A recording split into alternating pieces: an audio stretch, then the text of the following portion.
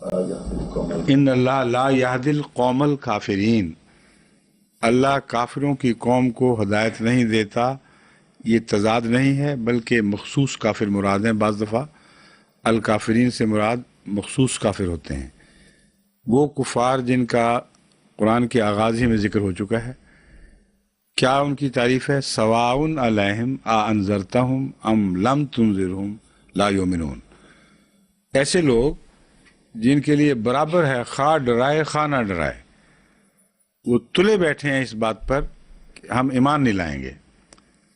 ختم اللہ علی قلوبہم، ایسے لوگ ہیں جن کے دلوں پر اللہ نے مہر کی ہے اور ان کے کانوں پر اور ان کی آنکھوں پہ پردے ہیں. تو یہاں الکافرین سے یا تو جو عمومی مضمون میں نے بیان کیا تھا وہ لیا جائے گا کہ محمد صلی اللہ علیہ وسلم کی حق میں خدا کی اتنی تائیدیں ہیں کہ آپ کو خدا سے دور لوگوں میں شمار کرنا ناممکن ہے کسی کے لیے.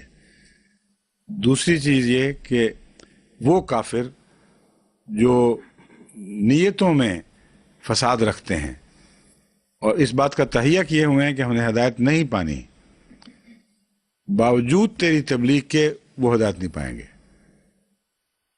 اب اس میں ایک اور سبق ہے بڑا اہم، اس لیے کھولنا پڑا ہے اس بات کو.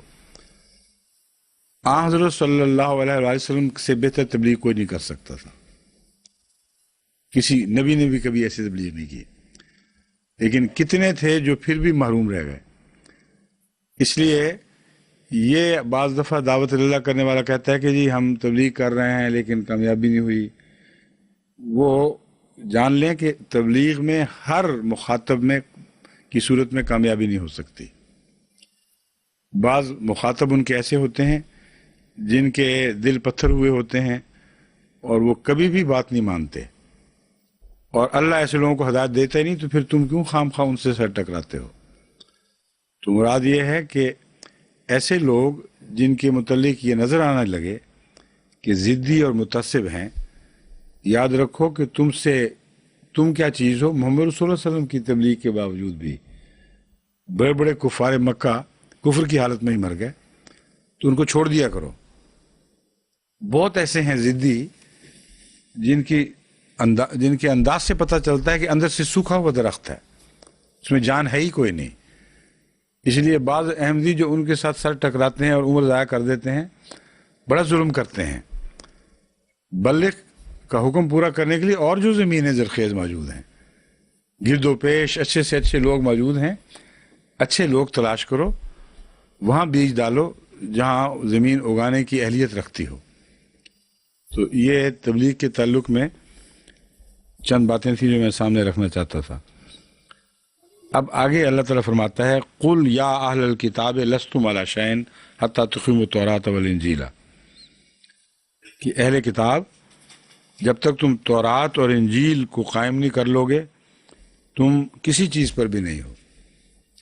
یہ اس کا میں ترجمہ تو بتا چکا ہوں، لیکن یہ بھی ایک انداز تبلیغ ہے جو سکھایا گیا ہے.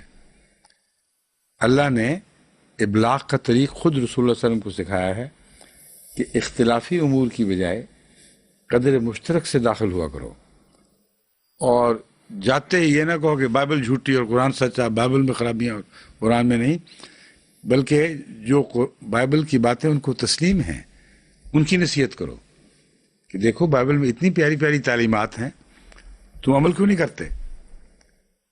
بائبل کو قائم کرو، پھر آگے خیر ہی خیر ہے.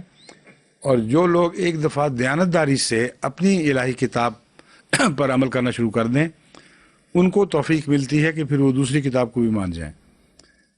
تو ہر جگہ قرآن کا انداز یہ ہے کہ پہلے ان کو اپنے مذہب کی طرف بلایا جاتا ہے، جس کے لیے ان کو کوئی عذر نہیں ہے. وہ یہ نہیں کہہ سکتے ہم مانتے نہیں، ہم کیوں آئیں.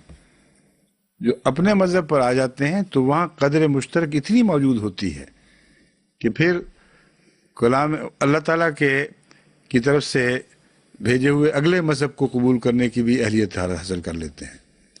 تو یہ بھی ایک بہت اچھا انداز ہے کہ جس قوم کو تبلیغ کی جائے پہلے ان کے اچھے پوائنٹس نکال کر ان کی طرف ان کو بلاؤ. کہو کہ بہت اچھی اچھی باتیں ہیں آپ کے سکھ مذہب میں بھی توحید ہے مثلا، اب ان کو بتائیں کہ اتنا اعلیٰ توحید پر زور اتنی اعلیٰ توحید کی تعلیم اور اس شدت سے زور ہے اور اس طرح مشرق سوسائٹی کو بدلا گیا ہے کہ طبیعت اشش کر اٹھتی ہے. لیکن اس کو قائم کرو. گرنتھ کے سامنے سر کیوں ٹیکتے ہو؟ وہ تو ایک مردہ کتاب ہے. اس کو گرو کر کے اس کے آگے ماتھے ٹیکتے ہیں، حالانکہ واہ گرو جو اوپر ہے. تو یہ جو طریق ہے اس میں اختلاف سے پہلے قدر مشترک میں داخل ہو، وہاں سے ہاتھ میں ہاتھ لے کر ان کو چلاؤ اور پھر بتاؤ کہ تم پہلے اپنی تعلیم پر قائم ہو، ہر قسم کے شرک کو ختم کرو، پھر اگلی بات ہوگی. اور جو مواحد ہو جائے اس کے لیے ہدایت کا راستہ آسان ہو جاتا ہے.